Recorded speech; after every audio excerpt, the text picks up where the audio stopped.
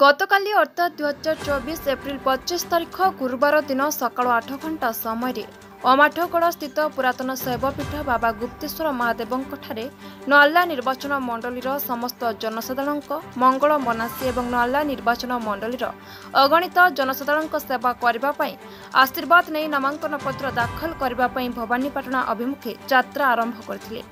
भवानीपाटना पहुंची मां माणिकेश्वरी आशीर्वाद नहीं नल्ला निर्वाचन मंडली विधानसभा स्वाधीन प्रार्थी जिला परिषद कार्यालय अनेक समर्थकों नामांकन पत्र दाखल करथिले।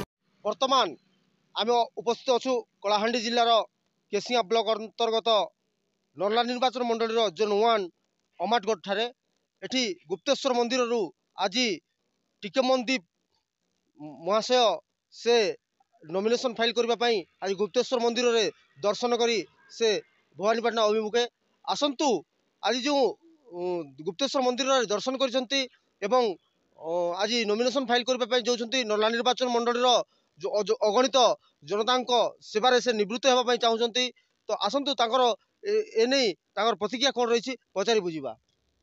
सर नमस्कार। नमस्कार। निर्मल टीवी को आपको स्वागत धन्यवाद।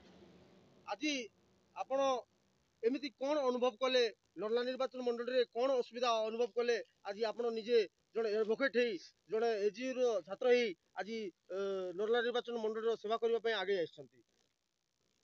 सर्वप्रथमे बाबा गुप्तेश्वर अमाटगढ़ समस्त देवादेवी को मुई प्रणाम जनाऊे। नल्ला निर्वाचन मंडलीर समस्त जनसाधारण को आबाल वृद्ध वनिता को मोर प्रणाम। आज समय आह्वान नल्ला निर्वाचन मंडली बासींकर मनर कथा जे आज स्थानीय नेता निहाती जरूरी जहाँकि से माने 60 वर्ष है तलीतलांत हो आसीछन कौन प्रकार विकास नहीं कौन प्रकार रास्ता घाट जेते अच्छे हेल्थ एजुकेशन सैनिटेशन एनवायरनमेंट रू नहीं कि सब इंफ्रास्ट्रक्चर डेवलपमेंट किसी ही पानी सोशल सिक्योरिटी मध्य नहीं तो सबू आवश्यकता मन करी आज मु आसली।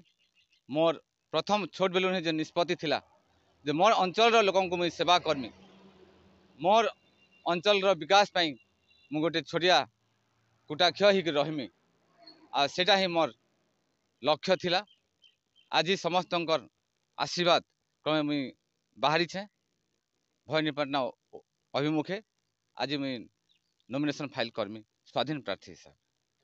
निहाती भाव में आपण जड़े उच्च शिक्षित एवं निहाती भाव में अंचल विकास आपणकर मति अच्छी तो आपण जड़े उच्च शिक्षित ही कौन चाकरी क्षेत्र को आप चयन कले ना एवं राजनीति क्षेत्र को आप चयन कले?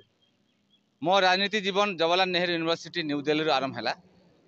मो राष्ट्रीय स्तर रे राज्य स्तर रे एवं लोकल स्तर रे मध्य मु कांग्रेस पार्टी रू पद पदवी धरिक मिसे सेवा कर आसुली लोकंकर।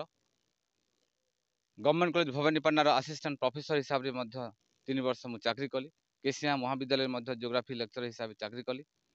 किंतु मोर प्रथम जो अनुभव थिला जे कलाहांडी माटी जड़े सचोट व्यक्ति के आह्वान करुछे जे कि कलाहांडी माटीर दर्द कलाहांडीवासी जो दुख दुर्दशा आज पर्यंत जाई नाही ताकू आखि आगे रखी मते निर्वाचन मंडली को आसपाक पड़ला। आउ मु निष्पत्ति नेली जे मोर कलाहांडी माटी के सेवा कर्मी आ खास करके प्रथम मोर कर्मभूमि मोर अंचल मोर जनसाधारण आह्वान तांको स्नेह श्रद्धा नल्ला निर्वाचन मंडली मु आरंभ करुचे। आ मुई सियोर अच्छे जे मते मोर तांकर पुओ हिसाब रे मते ग्रहण करबे जेते मोर बापा माँ भाई बंधु कुटुंब समस्ते अच्छन समस्त जाति धर्म वर्ण निर्विशेष आमे समस्ते एकता होगी नल्ला निर्वाचन मंडली को आगे नेमा। आ मुई सेनर प्रथमे व्यक्ति हेमी कि मुई निस्वार्थपर भाव में सेवा करवा के ही आसीछे।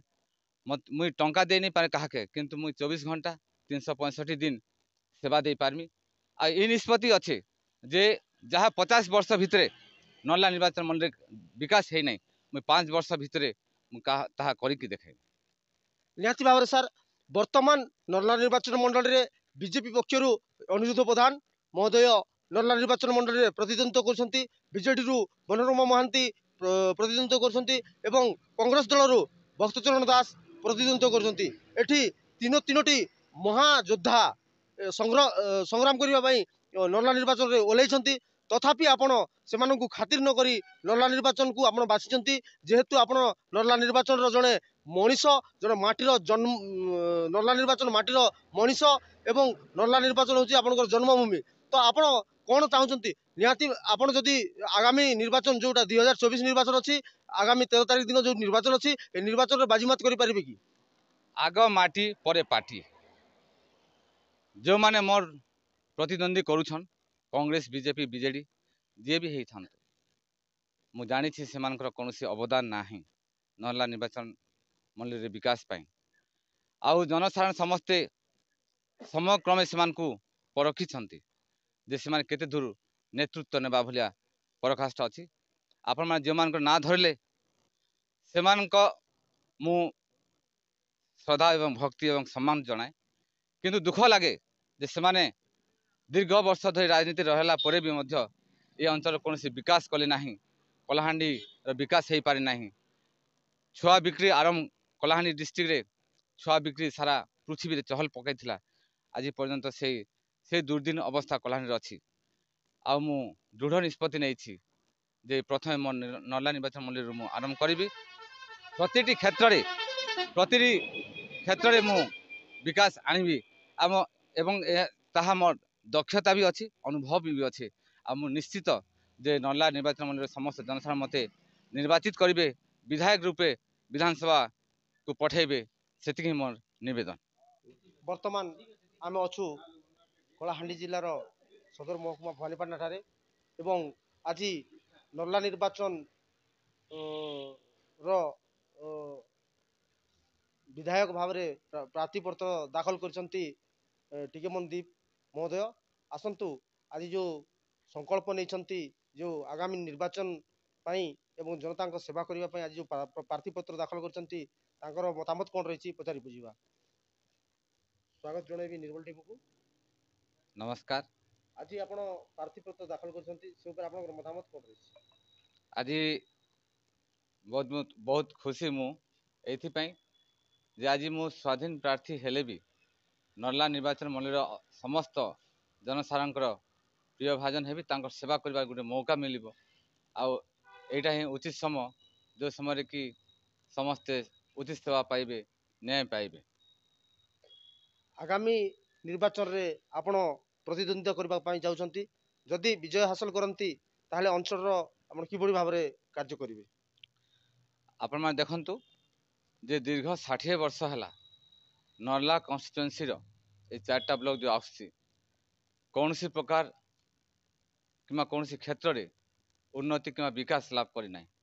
ଦୁନିଆ, ଭାରତ କିମ୍ବା ଓଡ଼ିଶା ଯେଭଳି ଭାବରେ ଆଗକୁ ଗତି କରୁଛି, ବିକାଶ କରୁଛି, ନର୍ଲା ବହୁତ ପଛରେ।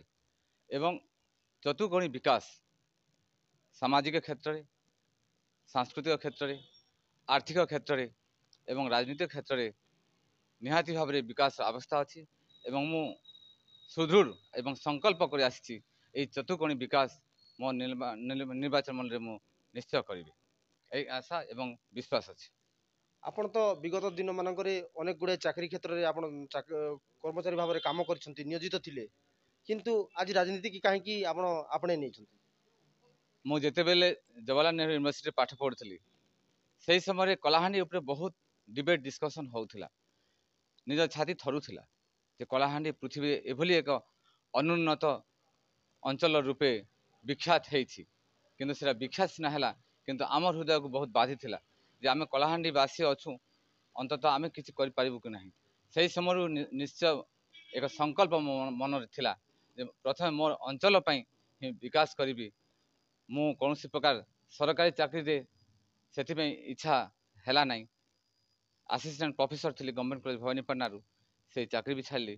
ଗଭର୍ଣ୍ଣମେଣ୍ଟ କେସିଆଁ କଲେଜରେ ବି ଜୋଗ୍ରାଫି ଲେକ୍ଚର ଥିଲି, ସେଇଟା ବି ଛାଡ଼ିଲି ଏବଂ ସଂକଳ୍ପ ନେଲି ଯେ ଅତି ଦୁଃଖୀ, ଦରିଦ୍ର, ନିଷ୍ପେଦିତ, ଦଳିତ, ଆଦିବାସୀ, ପଛୁଆ ବର୍ଗ, ମହିଳା ସମାଜ, ବେକାରୀ ଯୁବକ ଯୁବତୀ आ जेभली भाव में नर्ला निर्वाचन मंडली अंचल दादन खटी जाउछंती ताहा हृदय विदारक एवं सेटा केभली भाव में बंद हेब से कौन रोजगार दरकार किभली प्रकार हिसाब रे जलसेचन चाषी समस्या को देखा महिला मान सुरक्षा देखा सामाजिक सुरक्षा देखा से दिग प्रति मोर ध्यान अच्छी एवं आग को शिक्षा क्षेत्र में स्वास्थ्य क्षेत्र में गमनागमन क्षेत्र में किंबा जेकोसी प्रकार आधुनिक जो विकास लाभ करुच्ची ताकू लोगों पाक पहुँचाई समृद्धि लाभ करार जो मोर संकल्प अच्छी अनुभूति अच्छी ताकू दक्षता सह मु पालन करी एवं नर्ला निर्वाचन मंडली को